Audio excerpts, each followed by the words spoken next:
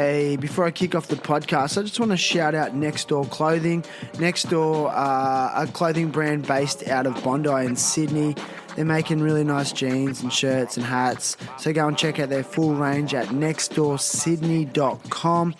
They're also artists, so you can go and check out a range of art. They put on rad parties, and I love what they're doing. So nextdoorsydney.com for the full range. Let's get it. Let's get it. All right, going to start out with some shout-outs today. So a big shout-out to Tectonic Coffee. You know, I'm so stoked to be affiliated with these guys. They make super clean caffeine, fair trade ethics at their core. They ship worldwide, and you can become an Inner Core member and get wholesale prices for life. So go to www.tectoniccoffee.com. That's TECTONIC coffee.com. Use promo code THT at the checkout and you'll get a further 15% discount, and you'll be supporting me to continue producing weekly episodes. As always, a huge shout out to Indosol. You know the deal with this company. Motor vehicle tyres are repurposed into sandals. It sort of seems like all the hipsters around Canggu are wearing like Indosols. Like, I don't know if I'm a hipster or not, but I just love them. They look sick. And a big shout out to founder Kai Paul. You know, he's a good mate, and he's just such a generous and giving dude. So big love, man. And I miss you, bro. So go to www.indosol.com. That's INDOSOLE.com. Use promo code THT at the checkout and get that 15% discount. All right, let's rock and roll. I'm having a good time. You are? Yeah. I can tell. And we are rolling too. Terrible happy talks. Terrible happy talks. Terrible happy talks. Terrible happy talks. Today's guest is Slippery Surfer. Slippery is founder of the Shred Gang. He's an independent rap artist, former WQS surfer, and now businessman from Cronulla, Sydney, Australia. Slippery has coined and cornered his very own niche in the rap game, and he calls it surf rap or surf trap. He regards his musical influences as Eazy-E and Johnny Cash. In 2016, Slippery slid his way to number 1 for 6 weeks on Australia's Triple J Unearthed charts with his single Surfboard. Slippery has collaborated on songs with Ben Gravy and also Andy Milanakis, with over 500,000 views on YouTube for their music video Pizza Boy. Slippery has also played support act for huge artists such as Mac Miller, All Day, and toured with Seth Century, Mickey Avalon, Dirty Nasty, and Kid Mac. Undeniably the best surf rapper alive. Today, Slippery is with me. Sorry, bro. Slippery is with me to share his journey, experiences, challenges, and hopes for the future. Oh my God, I'm losing it. Slippery Surfer, welcome. Thanks for having me, Shred Gang, Shred Gang. Dude, the Shred Gang, like, how did that even start? Like, what is it? What is the Shred Gang, for those that don't know? The Shred Gang is a bunch of surfers. No, really, this is how it started, okay? I gotta know. So I just started dropping Shred Gang in my raps. I didn't even know if it was, like, cool or not, or whether I should say it. But I just started dropping it in my raps just like as a sign off, or, you know, at the intro or whatever. And then my producer was just like, yo, that Shred Gang, that's dope, dude. You should like, you know, keep saying that. So yeah, ever since I've been saying it on my raps. And then yeah, we made some t-shirts, and then a bunch of surfers just want to be in the Shred Gang. So it's just a bunch of us surfers that love rap music, and yeah, that's how it is. You know, okay, like that whole blending of surfing and rapping is it's uncommon. It's not like, it's unique, really. You don't really associate a lot of surfers being like into rap and hip hop. So why do you love hip hop and rap so much? Yeah, that's true. I think just I was super young, and my older brother was in a band. He was a singer in a band, in a bunch of different bands actually. Did pretty much every style except rap music, but he still liked rap music. But he gave me the NWA album as a grommet. Which one? 100 Miles and Running? Straight Out of Compton? Straight Out of Compton. And, game changer. So I was always just straight away. I was straight away into NWA and straight away into hip hop. And yeah, I think I can't remember if it was NWA, if it was Eazy-E, straight off the streets of. Can you swear? Dude, you can Mother say... beeping Compton. No, you can swear. Straight off the streets of motherfucking Compton by Eazy-E. It might have been that, not MWA, but yeah, my brother gave me that. No, it was that. And I was swearing it, started to swear a little bit, which is not good. Kids don't swear. It doesn't get you anywhere anyway, like at all. But yeah, and then my mum took that album off me. So I didn't even hear hip hop for like years because I wasn't allowed to listen to it. And then once I got old enough again, I got that album straight away. And yeah, I was just loved hip hop at a young age. But what got me further into it was and started to actually, write lyrics and stuff was when I broke my back as a grommet. No way. How'd you break your back, man? Jumped off this big rock down the coast that everybody jumps off. Those kind of rocks that when you're a grommet, it's like, yo, you got to jump off this rock to be tough or whatever. Dude, I spent my whole life. So silly. You've been silly your whole life too then. But yeah, I did it. I went straight after my friend Blake Johnston and amazing surfer from Cronulla. You know him? I've heard of him. Yeah, you should interview him. What's so funny, one of my friends from Wollongong who I surf with is Blake Johnson. He's actually been on the podcast as well. Yeah, right. Just anyway. That's right. Bit of synchronicity. Yeah. And I remember that guy too. We used to joke about it. But yeah, so he went first. I jumped second. I fractured my back. At the time I was doing contests, sponsored by Billabong and all that kind of stuff, doing the junior series. And so yeah, I was out, down and out, and that's when I started. All right, I'm going to pen some. I just knew I loved rap music more than just liked it. I'm like, I want to be a rapper. It just spoke to you. Yeah. And like, did you feel like you just needed like a creative outlet other than surfing? 100%. I think maybe that was it. Like I always, when I couldn't surf, I was like, I need to be doing something like that I love that I can just wake up and do. And I couldn't surf, so. That's what I did. I tried that, and then I wrote a song and then showed a couple of friends. I was like, oh, that's dope. You should keep trying, Do you think surfing's a creative sport? Yeah, definitely. Why? 100%. Just the fact that everybody has their own style. And, when you see like friends, even when you get to know their personality and then you see them surf, it's almost like they create their own style in the way they surf, and also drawing different lines, writing different boards, experimenting. You know what I mean? Like, I think it is. Yeah. Who are some surfers and their styles that really speak to you? Like locals, some local rippers that who have just mad style that you're really into. Luke Wynett, local guy. He's super radical. There used to be a guy around named Chika. I used to love watching him. Yeah. Blake's older brother, Adam Johnson, he used to be super radical and ride blackboards. Yeah, right. So I dig that. I love black sprays. Adam Brown, they're the kind of local guys I liked to watch. And then for like, pro surfers, I was like into Archie. You know what I mean? Yeah, Fletcher, Archie, nice. Briley. Okay. Sean Briley. Sick. Luke Egan. Yep. He lives in Cronulla now, yeah? He does. Nice. Who else did I dig? Ozzy Wright. Yeah. He's hard not to All the like. radical dudes, Yeah, that style of surfing. Yeah.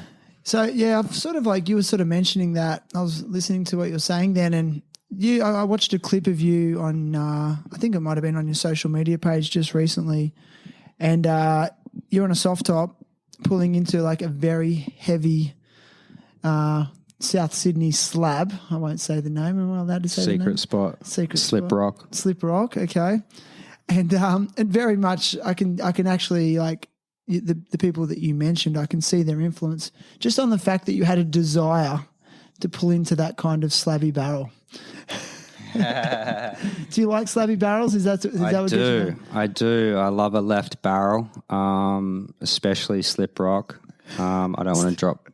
Maybe that is the real name now. I don't know. Is it? But anyway, on the softboard. Will that be controversial? I might claim that? I might get beaten up next time I head out there. Who will let you know? All right.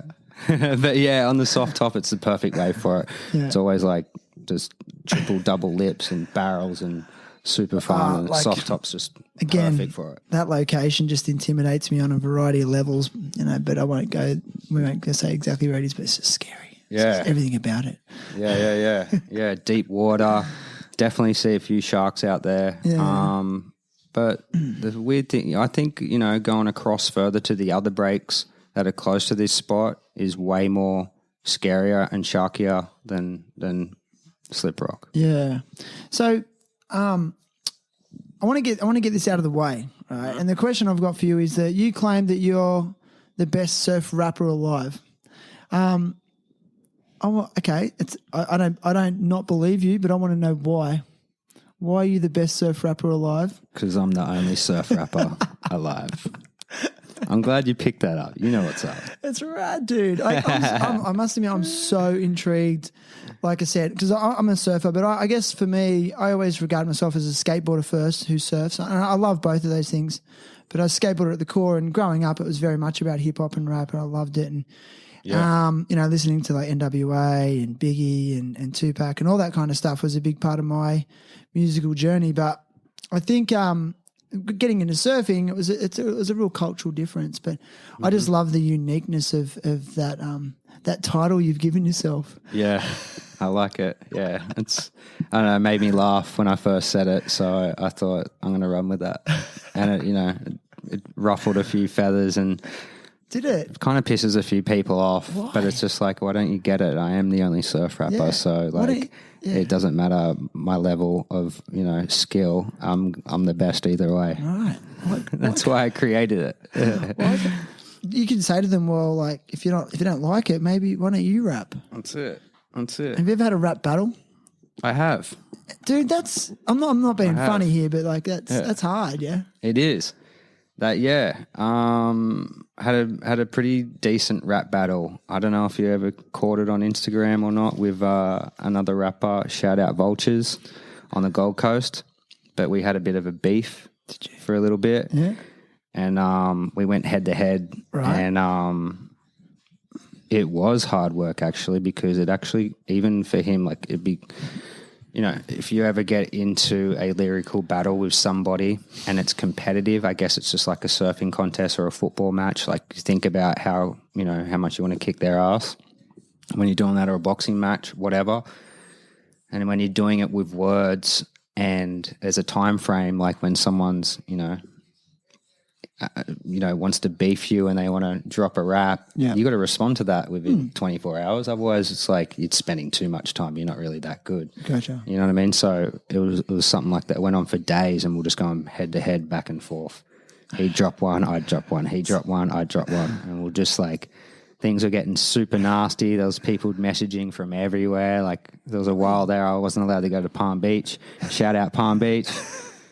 I'm going to move there one day. But good luck.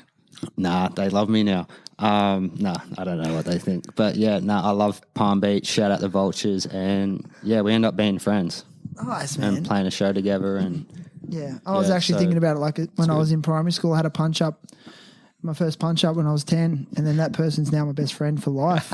Why do we do that? That's how it works. For guys. I think maybe you are into the same stuff, and I don't know, sometimes as guys, I think we say things that piss each other off, and there's not much thinking in between, and we just go for it, So we did it with words instead of fighting. That's rad. Yeah, I respect that. But yeah, that was fun.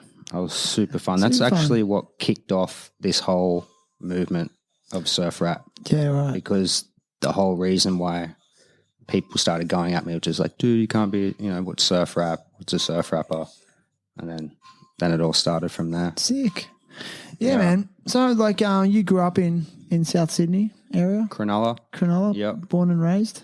Born and raised, yep. What school did you go to growing up as a kid? Woolooware High School. How was that? it was pretty good. Yeah. Shout out to Mr. Yates, which is actually, I think, speaking of Luke Egan, I think that's his stepson now, like something like that. Yeah.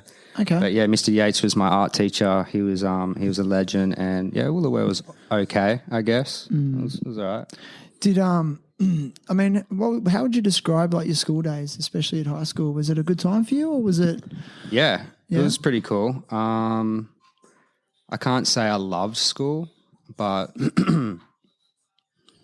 it was cool. Like we were in the school surf team, and yeah, we'll just how it is when you're a grommet, chasing girls, like surfing every day. Academic? It was pretty good. What about your studies, like academia? Yeah, like I never failed. I went pretty good in most subjects. I could have definitely pursued other things for sure, but I didn't stay on. I left and I did the junior series and QS and all that kind of stuff. Yeah, so And partied. and partied as you do. Actually, some of my best social years were grade 11 and 12. God, if I could go back, the best social life ever. I just want to go back to this teacher you mentioned, Mr. Yates. Like, can you make like? Obviously, he had an impact on you and an influence on you. Like, what were the qualities that he had that you liked as a young person? I think Mr. Yates surfed Okay, that to helps. start with, Yeah. so everyone was cool with him like that. And also, he had a go when it was big. Okay, So if he got a big wave at the point, you know what I mean? The next day at school, we're like, Mr. Yates was charging. So I was like, respect. But yeah, I think it was when I'd finished a painting. There was like, so he was an art teacher. he was an art teacher. It was the main project for the year. It was a painting.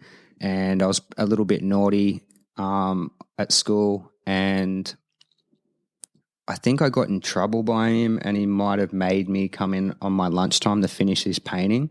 And then I finished the painting. It was of a North American Indian. Nice. I think got it somewhere actually still to this day. Nice. And he was like, dude, that's so sick. And he liked my painting. And then, yeah, and I think because he was into art, I was into music at the time, but just any kind of art I was into, it was cool. I think we just kind of bonded from there. I can't, I don't see him really ever, but, but I did see him like a couple of months ago, and he was just like, yeah, what's up, Todd? Cool, man. Yeah. I mean, slippery. I mean, slippery. Did he actually call you slippery? No.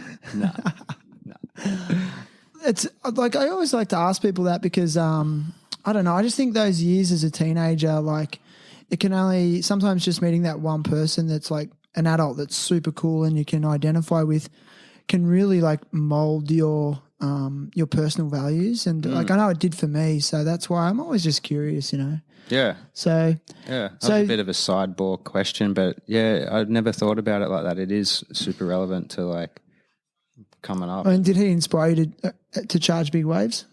Not really. Not really. He'd charge bigger waves than me any day, that guy. At the point, another point. Yeah. Nice, man. So you said you surfed on the QS for a while there. What age did you start chasing that dream? Well, I was doing the junior series a lot, and I was chasing it super hard until the junior series was over, and then I just did a few QS contests from there. I didn't chase it for. I chased it for so long as a kid, but by the time I was in the QS, I think I did a year, and I didn't do that many comps anyway, but I did pretty well in one contest in Spain. I forget what it was. It was like round before quarters or San Sebastian, Mundaka. yeah. It was on this heavy right actually. Canary Islands, I think it was. Yeah, It was nice. ages ago, but yeah. So I didn't. To be honest, when I look back, I didn't. I definitely gave the junior series a good nudge, but I never gave the QS a proper go at all. Why?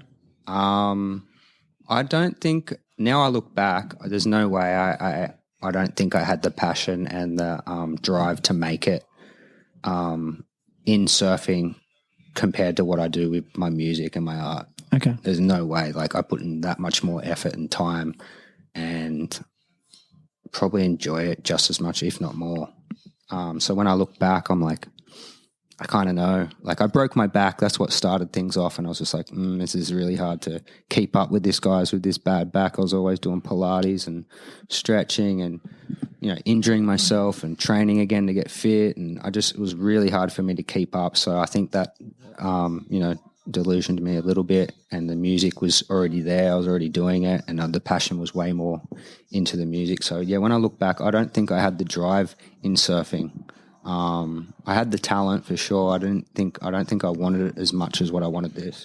Yeah, nice, man. That's really cool. Like, it's a really good analysis. I mean, I know a lot of young surfers. I mean, everyone entertains the dream, but they never really are brave enough to maybe just give it a crack. But it's kind of cool how you like had a go, and then by having a go, you realized it was like what you didn't want. Would that be a better way to describe it? Yeah. I always enjoyed the free surfing side of things a lot more, and doing photo shoots and the contest side of things. Gotcha. Sick. Sorry, I'm just distracted here. So good. I'm still working out. We're doing a few things. We're going live on Instagram, so that's a bit of a new thing for us. Mm-hmm. And I don't know what I'm doing here, but anyway. I think you're on. Yeah. I guess so. Another thing I was going to ask you, going back to your younger years, surfing the QS, what was that transition from, say, high school into the like adulthood, like that first year out of high school? What was that like for you? What kind of things were you doing? Were you working or still surfing a lot? Or I was straight into doing the contests and traveling, and I did a pre-apprenticeship as a sign writer, and I was also working at Surf Dive and Ski surf shop. Nice. Because they sponsored me as well. So I was I was working up there, selling whatever, unpacking boxes. I've always kind of had some kind of job on the side. Yeah. Always, yeah. Nice, man. Like Surf Dive and Ski as in their factory or as in one of their outlets? Like both, actually. Okay. Yeah. Nice, man. So like the sign writing's interesting one. Like, did you sort of feel that you needed to have that as a backup, to support your creative endeavors? Yeah, you know what? Now that we're actually talking about it, and we spoke about the art thing before, maybe that's why I chose sign writing, but also Camo Johnson. Do you know him? Boxer, surfer, mayor of Cronulla. Shout out Camo. But yeah, he's like he's a good local surfer. He's a great boxer, known mainly for boxing. But he's also like he's the guy in Cronulla that everybody would turn to if everything turns to shit, or if you got an issue, or someone's picking on you, or whatever. Camo's the guy, and he was a sign writer, and I was friends with him, and maybe it's from doing the art at school, and apprenticeship. Tradesman's a good thing to have on the side, and I didn't want to do the other stuff like building or plumbing and stuff, so I was like, sign writing could be dope. So I did a pre-apprenticeship of that. And do you still do it or? No, it's completely done with it? Yeah, completely done with it. Nice. I look back sometimes and thought that'd be cool. I'd probably do it right now on the side if I still, if I pursued it. But it's in the past now, mate. Yeah, no, I get it.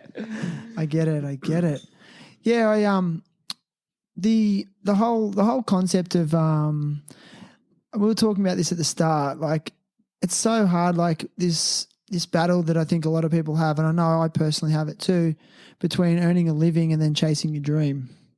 So how have you continued to manage that? Because from my perspective, it seems like you're someone who is chasing a dream. Like 100%, you're an artist, and like a lot of musicians and artists, they're really like pushing to maybe make that a reality that can sustain a full-time lifestyle. Yeah. How are you keeping that balance? Are you doing it successfully? It's super hard, I reckon. I think that just determines how much you actually want it. If you're prepared to, because everybody has to live, everybody has to eat, everybody has to pay their rent. And like if you're going to go to work and you got this dream that you want to do, but you go to work and your excuse is, I can't because I work. Like, you're never going to get even close to that dream. Like, you have to grind, you have to put in more effort after work if you really want to do it. And it's kind of good, because if you're not going to do that, that just cuts out half the competition. Yeah. You know what I mean? So doing those, like, going the extra 1 or 2%. yeah, you just got to really want it, I reckon. Otherwise, just don't even bother, because I'm telling you, it's like a long haul and no one wants you to make it. Society does not almost let you make it. I was thinking about this the other day. You got birthday parties, you got dinners, you got catch-ups, you got to be down with the boys, you got to be, you know what I mean, like your girlfriend time or your missus or whatever, if you got kids, like. And also, like, to try and find some time for you to go and do something like rap or podcast or art, whatever. It's super hard, and there's always things to do. You really you have to push stuff aside, and you have to say, I'm not going to that birthday party. I'm not going to the pub. I'm not going to this nightclub. I'm not going to go see that chick that's not even worth you know what I mean, wasting your time on, because she doesn't give a shit about you, but you're doing it to get your rocks off or whatever. You know what I mean? Like, you have to put stuff aside if you want to do it, because otherwise there's never going to be any balance. You're just going to... Like time management? Yeah. You kind of have to definitely schedule your stuff. Time's precious, hey? Time's so precious. It is, Yeah. I think a lot about time. Like, it's been on my mind a lot. You know, I guess maybe because I'm getting older, I'm thinking about, like, you know, and you're right. Like, where do you start to put your priorities in terms of how you spend that time? And yeah, like, again, when you've got a dream and a passion, which I feel like that in itself is a gift. I don't think there's a lot of people who never tap into this passion, this feeling. Like, maybe you had it with surfing, but then to find something beyond that, like, I think that's a gift. It's like a gift and a curse. It's like both. I've thought about this heaps too. It's full gift, because you get friends that are just like, oh man, I wish I'd had something like that. You know what I mean? And also then there's times where it's just like, man, I kind of want to just not do anything for the weekend. Yeah. But you're an artist, and it's just rumbling in your stomach to produce something creative. Yeah, totally, man. You know what I mean? You feel like, all right, if I go out tonight and I get drunk, then I'm not going to be able to do shit tomorrow, and then that's 2 days of not doing something. Yeah, and did you feel like you just couldn't, like, you couldn't deny it anymore as well? Like, it was like, I really feel compelled to do this and chase this, and this is who I am as a person. This is what I want. So did you feel like, was the compulsion just too strong for you to ignore?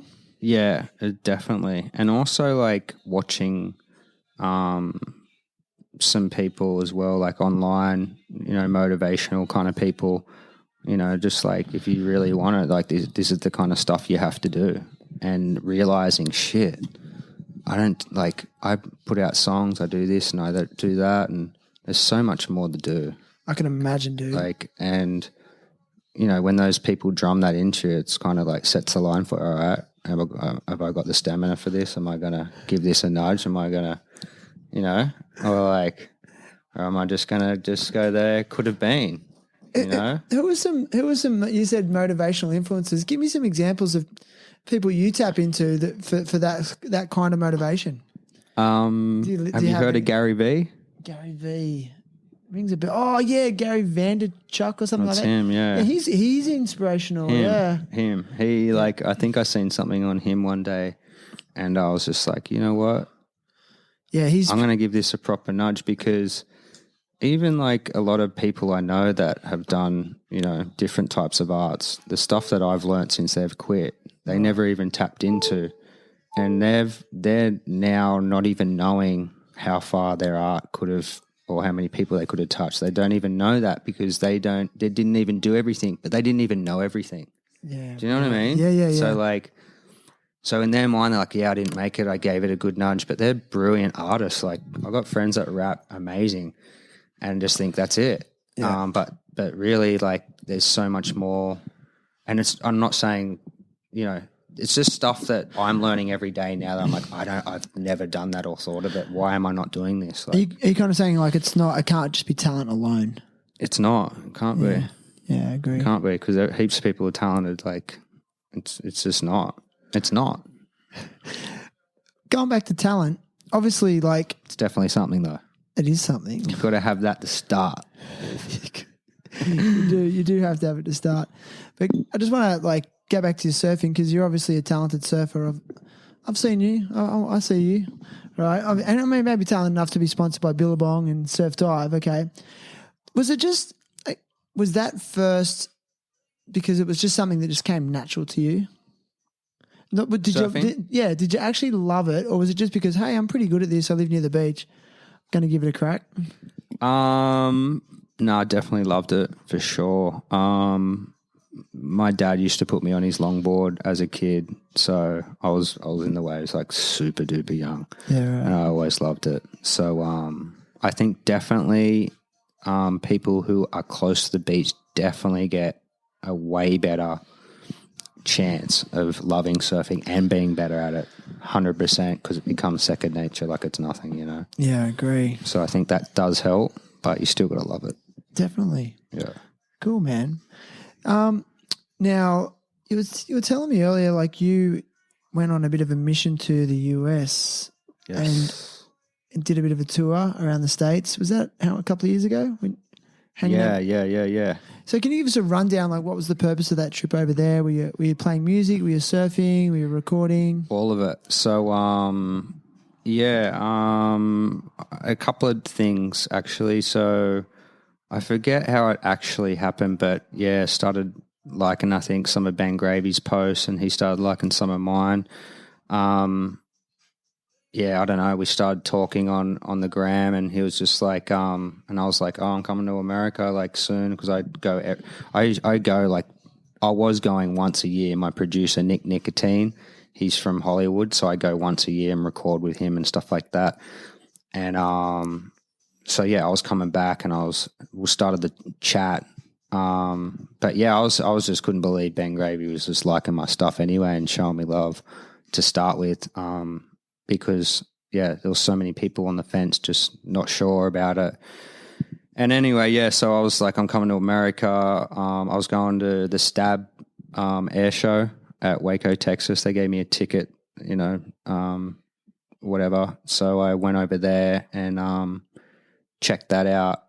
And also, so I was going to Texas to check out that. Then I was going to basically hang out with Ben Gravy, but I pretty much put a trip together. So when I flew into Texas, I got another rapper that I'd been talking to from Florida who's actually a surfer as well. I made him like fly to Texas. I said, I got the hotel. I've got the filmer. We'd got 2 songs together we wrote online kind of thing and put it together. I'm like, all right, I'm coming to America and yeah, I'm going to Texas, so you got to come. And made him fly in. We shot a music video there. And from there, back to what we're saying, me and Ben Gravy were talking, and I was saying, yeah, well, I want to shoot music videos there. He's like, dude, come to New Jersey, I'll shoot a music video of you. So that's how that happened. So yeah, I went from Texas, surfed Waco, went to the Stab party and all that. That was sick. And partied with like Kalani and Matt Miola. Kalani Chapman. Kalani Rob. Kalani Rob. Sorry. Yep. Excuse me. And Kevin Skulls, who wears Shred Gang. They're all Shred Gang. At the moment, he's wearing some Shred Gang. Nice. Yeah. The Shredders. Send him some clothes. Nice. It's growing. The gang's growing. Gang's growing. So yeah, and then I went there and we shot the music video there, surfed the wave pool. This is the sickest trip, by the way. And then I'd organised to meet up with Ben. He's like, literally, like, come to my house, stay at my house. I'll shoot a music video of you. I couldn't believe he was first cool with me and then just like, yeah, stop in at my place. So I ended up flying into Philadelphia. He picked me up from the airport. First time I've ever met him. And Nice. then went and Seems stayed like with a him. super sweet guy, He's a man. legend, man. And then, yeah, stayed at his house for like, I think I was there until he kicked me out. But yeah, like every day he got me pumped. Like we had the motivational speakers like Gary Vee. Yeah. So I already had that getting drummed into me. And then when went and hung out with Ben Gravy and seen how hard that guy works. Yeah. You know what I mean? Yeah. Just I was just producing like, content. I want to do this, man. I got to put my foot down here. Yeah. And we shot a bunch of music videos. Surf El Slamo, had an epic time, and that's that. I noticed you recorded one of your music videos in the wave pool at Waco, Texas. Yes, What's that wave pool like? Is it super fun? Like, is it? so sick. Is it It's so sick. just designed for airs? It's amazing. They have to put the air wave on. They have to press it. So they can change it. Yeah. How many different styles of So wave you got- does it produce? I don't know, but I think there's like 4 or 5 different styles, and I think they can tweak it. I don't even know, but basically, because we partied, at the Stad party, so we met everybody, and the guys who were running the pool, they were super cool. By the time we shot the video, we knew the guys. They had this song playing in the park, super loud, so everyone had to listen to it. But yeah, he busted like one airwave for me at the end. He was like on the microphone. He's like, "Hey, Slippery." It was like my last wave in Texas, but I didn't know he was giving me an airball. Right. And he's just like, "Hey, we got a special last wave for you. Paddle back out because you get your few waves and you're done." So I paddled back out and I got on this wave and I, stock standard trying to go top to bottom, and suddenly this big wedge comes off and I just cooked it. And I was just like, and they're like, "What are you doing? We gave you an air, we gave you one of the airways." And I was just like, I didn't know you were going to do that. So I only got one airwave. Oh well. But yeah, it was dope. Like how many how many waves does it produce? Like, is it constantly churning them out? Because I've heard the Yeah. Kelly Slater wave pool. It takes like 15 minutes to reset or something. Really? I don't know. But this was pumping waves out, man. There was like a couple of minutes break and then it was on again. And Yeah, nice. I forget what it is, but I think might be on the website, but you can see like if you go for a surf, it's this many squats. Okay. You know what I mean? X amount of squats or whatever. Like you are burning by the end of the day from one session. Really? Yeah, and I was doing like 1 or 2 Nice. and I was cooked, yeah. Amazing. Yeah, it looks super fun. The whole wave pool movement, it's crazy. There's a few new pools being built as we speak in the States as well. I don't know if you know about that. No, frothing. So- Kalani has got one too, hasn't he? Clanny Rob, I don't Yeah. know. I'm not sure. Yeah, yeah. But I know there's another big one being built in California. So that's interesting. Yeah, I'm psyched for the wave pools. Oh, yeah. Yeah, like what about the with your soft tops? So when was the idea to produce soft tops born? Was that on your Okay. trip? Was that on your trip with Ben? Ben Gravy? No, so that was kind of weird too. I was actually when Shred Gang started to kick off and we're doing shirts and stuff like that. I was thinking for ages I wanted to make a product like not just clothes, like be known for something because there's a million clothing brands and I feel like I can get to where I want to get to with the clothes pretty easily. Not easily, but I like clothes, so that was easy. But I felt like we needed one strong product to be official and to be serious instead of just popping out T-shirts. And I did think of hardboards, and I was just like, I just didn't want to be in the hardboard market; it's too competitive. And then one of my friends, Johnny, down the beach, he literally said to me, he's like, "How come you don't do softboards?" I was already selling boards. That's what I've been doing pretty much my whole life. And it already crossed my mind a few times, but I just didn't sink in. But when he said it to me at the beach, he's like, "Imagine Shred Gang softboards." Because I already thought about softboards sick. before I had the Shred Gang. Right. But then with the Shred Gang, he just mentioned, he's like, "Imagine a Shred Gang softboard." And I was just Nice. like, straight away, I just said, "I'm doing it." Sick. And then a few months later was when me and Ben Gravy started the chat. And then when I went to hang out with him, I was like, "Yo, dude, I'm actually going to make my own softboards." Because we become friends. I was just like, I hope he doesn't think I'm treading on his toes or whatever. And he was just super stoked. He was like, "Yeah, that's rad." Man. Yeah. I guess he's in a different market as well. So, yeah. Way. Like I like how many models do you have? Like, do you got have a 4 range of sizes Yeah, or? we got 4'10", all the way up to 9 foot. Yeah, nice. Yeah. And that like the Sharks Jaw logo, the logo design, is Yeah. that on all the boards? Yeah, it's on all the boards. Sick. That's And you got the tat. That's the tattoo on my wrist right there. So my friend tattooed that, and when I did the boards, I wanted a crazy print on the bottom, and I remember just looking down. Like, I'm just going to put shark. I was already Sick. people calling me the white shark, so I was like, let's put the sharks on it. How'd you get that nickname? You don't want to say? The white shark of surf rap. It's just another AKA, really. Listen, you're gonna have to excuse my ignorance, right? I guess I'm a bit old. Like, I understand what rap is. Can you tell me what trap is? Yeah. And then here's the next question. On top of that, Mm-hmm. what is surf trap? Okay, so anything if it's first of all, if it's surf rap or surf trap, it's just my flair on the song, as in my lyrical content is all about surfing. Yeah, So every single thing's going to be about surfing. Traps going to be more like the sound of the beat. They use different drums. It's more of an electronic sort of vibe. I probably can show you on a track, but there's certain drums they use in order for it to sound trap. Sick. But you'll notice it when I show you that a lot of even mainstream kind of music is using, the same kind of drum pattern. Gotcha. Yeah, and it's also like trap music's just kind of like just flexing on a track that's not really gets too deep and lyrical and emotional, or it could get emotional, but more just make sounds good. Yeah, right. Like that sound style. appeals to you. And is it more like you're trying to go for a unique beat? Well, yeah. Trap. When I started doing trap, surf trap, it was years ago. And I feel like Australia's only just starting to listen to it now, whereas it's like been around in America for so long. But yeah, I just felt that vibe for the surf music. Yeah. You know what I mean? Just punch, because a lot of my music's just punchline after punchline. It's not really.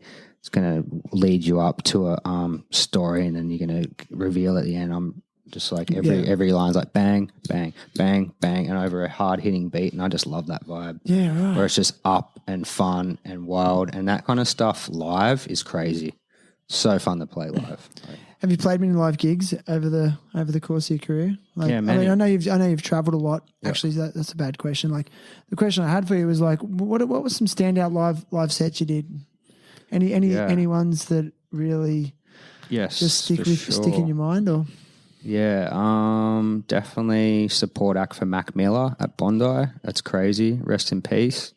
Just because he was such a big artist, and that was a massive opportunity for me at the time. It still would be now. That always will be. That was rad experience. I met him and all that kind of stuff. Hung out for a bit, and then played a show. So it was pretty dope. Seth Century Tour. How was that? Seth Century Tour was so lit, because that's probably the best tour I've been on as far as interaction with the audience. They loved it. It was jam-packed with people. And as a support act and an up-and-coming guy, usually playing to like not that many people. Yeah. Because the big artists that's coming out, everyone's waiting for them. But everyone at the Seth Century Tour, it was jam-packed, sold out every single show. So we were playing to like a lot of people. Yeah, I can imagine. So the whole vibe just totally changed. That was actually kicked my ass too. That tour rewired my brain. That's actually when I went so much harder in the surf rap and created a whole set of surf rap. Because when I went on tour with Seth, I still had songs that weren't surf rap. They were just standard rap songs and a few surf rap songs. And then after that tour, I'm like, I'm going to do every single song surf trap. Do you think you found the surf rapper? Like you found your identity? Exactly. Yeah. Wow. Yeah. Yeah, he really blew up there for a while, Seth Century, man. He was hard. huge. And actually, as you were telling me that, I was just thinking, like, you would have been the perfect support act, like, fit for his type of show, I reckon. Yeah, thanks. I didn't know. There was a few of us on before him. I didn't know, to be honest. I don't know where I fit. Sometimes when people come out, I'm like Mac Miller. I didn't think I would get support act for him, but they chose me. So Seth Sentry, I didn't know, and I got on that. So Nice. yeah, I don't know. Just sometimes it falls into place. Yeah, I guess it was meant to be. Listen, I noticed you've got like your necklace with the gold necklace with the hang loose. That's the Shred Gang logo, man. That's our gang sign. Dude, you got that made? It says Shred Gang on it if you look closely. So good. It That's so sick. says gang on one side, and then you flip it over, it says Shred. Oh, no way, dude. Love it, man. Yeah. Love it. It's All interesting. the rappers have got, their codes and their gang signs. I'm a surfer, dude, so shuckers from us. We're not, that's about as deep as the gang gets right there. The gang. How big's the gang? Come on, if you had to describe the size of the gang, how big is it? How big is it? Well, I don't know. It's really hard to gauge from Instagram, I guess, isn't it? But I put on a fair few of my own shows, and we definitely pull some people in there. That's for sure. Anyone that's been to one of my shows knows I put on a good show, and I always bring a fair chunk of people. To put a number on the Shred Gang, I don't know. It's growing every day. All you people sitting on the fence watching, it's time to join the gang. If you can't beat us, join us. My serious question to that is like, obviously, when you're an artist, musician, and the day and age that we live in, you really have to utilize social media and produce content regularly, because you want to get your stuff out there, and that's how it's being done these days. It's just a reality, correct? So, what are some of the biggest challenges you're finding with getting like your content out? Yeah, time for sure. Time, definitely. Yeah. Like, obviously you want listens. You want people to listen to your stuff, maybe buy your music. Yeah. But in terms of like building a community, because that seems like what you're doing with the Shred Gang. Yep. Like, are you just looking for numbers, or are you looking for more like quality? Definitely quality. Why? I've been doing it for so long, and people that have been following me since, I'm not very big yet. And I guess my question is like, why is quality important to you? And you'll see, spending more time on it is more quality. If you're looking for the quick hits, I'd be gone by now for sure. Oh, okay. Yeah. So you think it's like quality is the key to longevity, like staying. I build it slowly, and not that I'm saying I want it to build slowly, but I think more of a slow builder. Like kind of what we were talking earlier about, the slow build and the grind is what, molds you, and you become way more knowledgeable in what you're doing, and can produce better art for your fans and everything, I feel. And I think the grind on the way up, if you just pop off and you're massive straight away, you miss that whole grind, and you miss all the important steps and all the appreciation when you do make it. And you're gonna, if this ever pops off, I'm gonna look back and like, I really grinded to get here. Like, I really put in work. I didn't just have some funny thing I did and my shit went crazy, or did a catchy song, which I do want to make a catchy song. But all I'm saying is everything I've learned on the way up is what's created me. It's building you up to a certain point. Yeah. It's building a foundation. It's about the grind. It's not about making it. You know what I mean? It's about the grind. About the grind. If you don't love the grind, you're not meant to be here. I can tell you love the grind. You know what I mean? It's the whole haters, the judges, people sitting on the fence, the people that love you. It's all of that, like, you know what I mean? And balancing all that out and trying to write it out and not letting any of that. You got to use it as your power. Yeah, man. Otherwise you're done. Yeah. It's like, it's weird, eh? I love that. It takes ages to get to that point, honestly, I feel like. What point? Which point? Where you're like, I don't give a fuck. Are you at that point? Definitely. I have been for ages, like, where you're like, I want to be a rapper. I want to be an artist. You know what? You can be an artist. You can be a rapper. Like, you know what I mean? Like, you have no one stopping you from doing this, like, at all. And that's when when you got the balls to say that and do that and actually do it, then that's when it all starts. But until then, you're just talking. Do you feel like it was also a journey into self-honesty? Yeah, I think you become a better person. Like I know a lot of people like think like, and I do see the other end of it where artists become assholes and they've got too much money and they're this and that. But also, if you're a grinder and they're not letting you in straight away and you've had to tough it out, you do become a better person because like no one's going to like you if you're an asshole. You know what I mean? Yeah.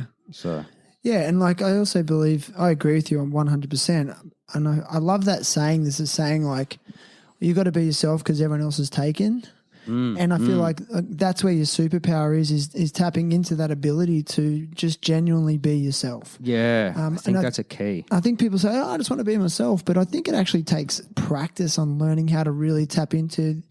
Like we put up so many personal, and I know I do it, personal shields and barricades to protect ourselves from the society and from judgment and ridicule. But I feel like it's not till like it takes time to pull those barricades down and go, no, this is who I am. This is how I feel. This is what I believe. This is what I'm into. Yeah. And that's a journey in itself. And I feel like maybe you're 100%. manifesting that through your music. And that's why I think like I love like I mean I always relate everything to skateboarding. Like I've watched skateboarders do that over the course of their career through like skate videos and stuff like that. And I've seen them actually find themselves. And the ones that are still around 20, 30 years later, like, and I've been on the journey with them, it's like, yeah, it's like it's really admirable. And Yeah, it's crazy. but it's all about the grind. It's a wild ride, man. You seem more inspired than ever. Like at the moment, why are you more inspired than ever? Like where are you at in your life that's making you feel like that? You seem content. You seem psyched to make more music. You've just released another song. Yeah, I got a new song dropping on Tuesday. Well, where's this constant inspiration coming from? I don't know. Like, it's just in you. I think the more knowledge I'm gaining and finding out there's more things I need to do and there's stuff I don't know. And like when you first start rapping and you can put songs together and you think, oh man, I can rap. I know what's up. You don't know what's up. Like it takes so many years. And I think as I'm finding more and more things out, tumbling me and it's making me work harder and I'm becoming better at my craft. And it's just keeping me psyched, I think, because I'm getting schooled every day. Just like, actually, you don't know shit. You know what I mean? You didn't never do this or you don't even know this. And I'm like, damn, okay, I got to learn that. Dude, I feel the same. Like even coming here today, like we were talking and I was setting up and I've got this new like recording studio in a backpack, which I'm so super psyched on. And you're like, try this, let's set this up, let's do this. Like, and just these little details. I'm like, yes. And like, I really, really get off on learning. Like I love learning new shit, you know, even the fact that you're like, let's set up the camera here and let's sit on the ground here. And it's like, I never actually looked at it from that perspective. And I feel like what you just said then is like having a mind that's open enough to see the perspective of others and looking at things from different angles. So I think it's a real power. Yeah, and I think a massive thing that people like who want to get into art and that need to know is like get yourself around people that are into this stuff and doing it. You know, stop hanging around with people that are not gonna who want you down for. You know, and hang out with people that create art and they'll just keep you more motivated and psyched on, you know. So a lot of your friends are artists, musicians? A couple of them, for sure. I've got a lot of normal friends too that aren't into any type of art and normal friends. I don't even know how that sounded though, but yeah, no, like I some get of it, my most favorite people and the best people in my life who have helped me mold to where I am to become an artist are not into art at all. Gotcha. But what I'm saying is good people hanging out with them just as much as people are into art. It's like a perfect balance because you're going to pick up your, you know, that dude's a good person, man. I want to be a good person. That dude goes hard on his art. I want to do that. This is what I was getting to with that. I just think, basing yourself around creative, hardworking people is a key. Like when I hung out with Ben Gravy and when I left there, I was a different person. And Well, you describe still his gotta work have ethic. your awesome, normal friends that don't do art. They might be in the sport, or your sporty friends, or whatever it is, and you need But the main thing is you don't hang out all the time. Go home and work on your art. Yeah. Describe Ben Gravy's work ethic. Like you sort of mentioned that a few times. Like, is he just He's a constantly beast. thinking? He is a beast. Yeah. Planning, preparing, Well, creating. I might be wrong. I wouldn't say he's sitting. Definitely there's some planning with some things, but he's not sitting there planning, how do I do this? How do I get more likes? I'm going to make a video. He's just in the moment. And I think that's the thing, going back to time, thinking about time, like stuff I've been looking into lately is just like, there is no time, like the time's now. Gotcha. You know what I mean? He's like, the time's now. Right. So when I slack off, I think of Ben and what he'd be saying to me. He'd be like, you're slacking, Slippery. You know what I mean? Like, he's on the pump. Like, he wakes up and he's just like, all right, this is what we're doing today because the wind's going this way and the swell's doing this. So it's no, like. Don't overthink it. Don't overthink it. Just do it. You know what I mean? Funny you He pulls mentioned out that. his camera and he's like, there's a vlog. It's funny you mentioned that. A previous guest, Guy Miller, a couple episodes ago, was saying the exact same thing. He said one of his strengths was the fact to not overthink things. He's like, I've got this idea, I'm just going to jump in and do it, and then learn how to swim along the way. And he said, yeah, like he's fucked up a few times and they've had some issues, but then you learn from that and then you keep going. He kind of feels like you can be idle too easily, and I mean, we can all come up with excuses. I think that's really good, actually, what Guy said. Like, if you're someone that doesn't want to go study and things like that, sometimes throwing yourself in the deep end is the best thing. I work good like that myself. Like, I never have done any study till now. So what do you because I want to learn more. What are you studying now? Before it was like, just do it. I'm actually doing a hip hop course called Smart Rapper. Nice. Yeah. To just to refine your processes and things like that. Yeah, so just to learn the music industry and also know exactly what I'm actually doing because as an artist, you do a lot of just in the moment, which is good, like what we're saying, but also it'd be awesome to know, I just did that in the moment, but what did I actually do? Yeah. You know what I mean? So it's everything from delivering lyrics, managing, mixing, mastering, recording vocals, you know what I mean? Just every single thing to do with music is in this course. Every single aspect, from even penning your first lines. Yeah, you know what I mean? Even what headphones you're going to use, whatever. It's all part of that progression, that desire for progression. And that's been going on for 7 months. Sick. Enjoying it, learning a lot. I love it. I love it. And as I said, I've never been into studying in my whole life. And I'm deep in this. This is awesome. See, I mean, as a teacher myself, I find that so funny. And I say this a lot to my other teacher friends. It's like people people are going to learn when they're interested in the content. So like you have a definite interest in it. And so, you're enjoying the learning of it, right? Yeah. But it's like when we're forced, I guess, especially in schools, when we're forced to, learn about things we're not that into, well, you're never going to be engaged in it. So yeah, I think that's super important for the younger listeners out there to know too. Everyone grows up thinking you should have a job doing this. Your parents are telling you this. The world telling you this. The news is telling you this. And this goes back to me saying that society will not let you be an artist if you want to be an artist, because your expectations where you got to be and what you got to do and how you're going to survive is not going to revolve around painting a picture or writing a surf rap or doing a podcast. Your parents want to see you with money in the bank so you can feed yourself and everyone's safe and happy, so no one's worrying at night, which I fully understand. But at the same time, like, if it's something you love, you're going to go so much harder at it. And that's I think one of the main things when you're younger, and if there's something you love, really get into it straight away. Don't wait till you're older, until you got the balls to tell everyone to piss off and say, I'm going to do what I want, because you're going to do it anyway. Yeah. Later on in life. So you might as well have done it early. You know what I mean? I think that's a valid point right there for sure. But that going back to what you said about, like everyone just expects us to work and, have the security and the money and all that.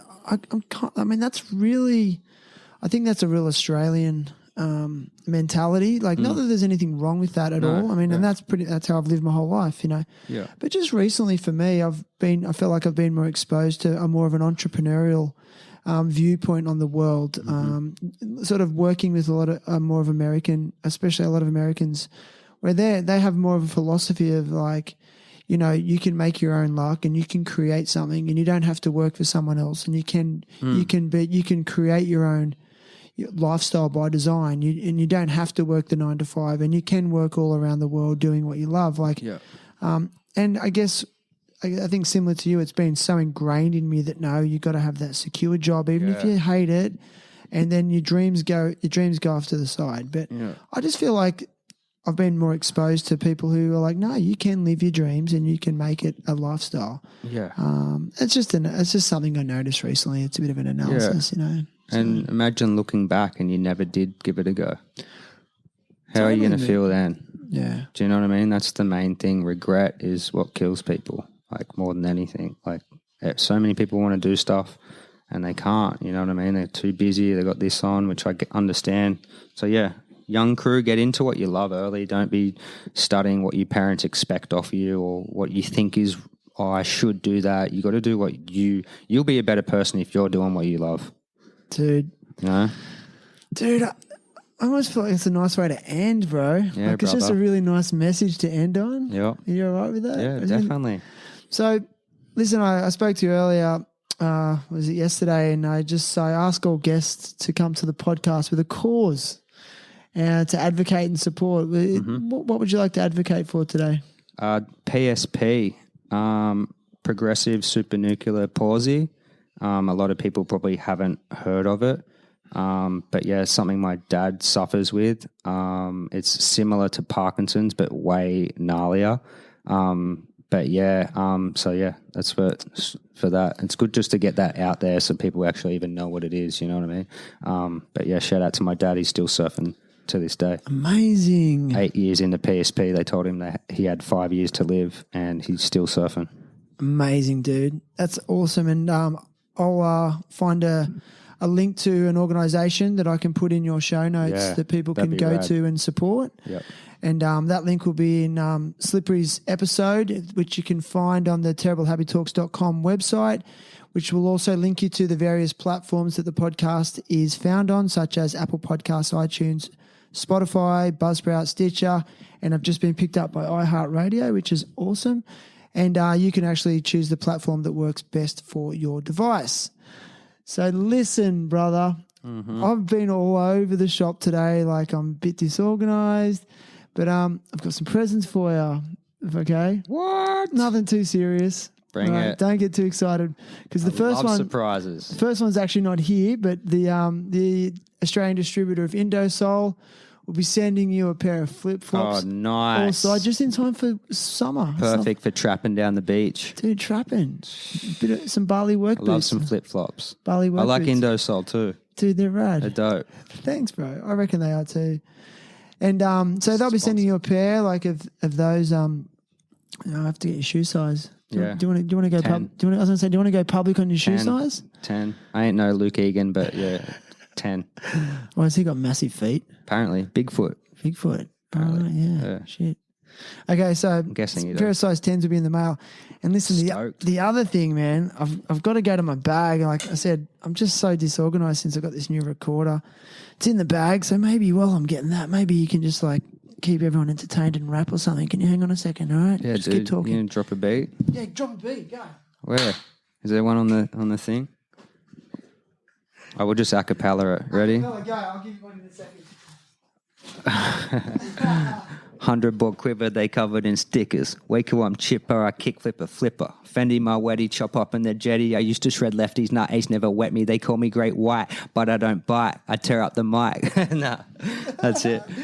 Yes, dude, I love it. That's the first rap ever. Dude, I'm so getting into rap us out when I play the intro music. this. Slippery, can you do it, please? Now listen, the other one is I've got for you the Terrible Happy Talks Circle logo sticker. Yes, only sponsored. Sponoed. Contract Sponoed? sponsored. Straight on the nose of my board. Sick. Now these I only give these to people that have been on the show, so there's only 64 of them in circulation. So it's just a very small token of my appreciation. So stick it wisely and Legend. Thanks, man. Thanks, I'm so buddy. stoked, bro. Legend. Nucks and shucks. Nucks. We actually got a handshake. Shred Gang's got Dude, a come handshake. on, show me. It's a Give me a double go. slap into a shucker. So Oh, you go yeah. ready? Go bang, bang, and then you go over the shucker. Sick. That's the handshake. Have you heard of that skateboard company Baker? Yeah. Yeah, they've got this epic filmer, like he's their team filmer.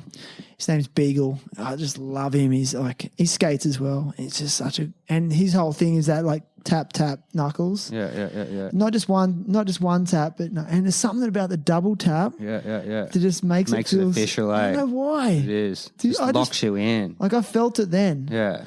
Bang's just like normal. Then you're like, damn, bang. You know, it's just like, oh shit, this is real. This handshake's gone somewhere.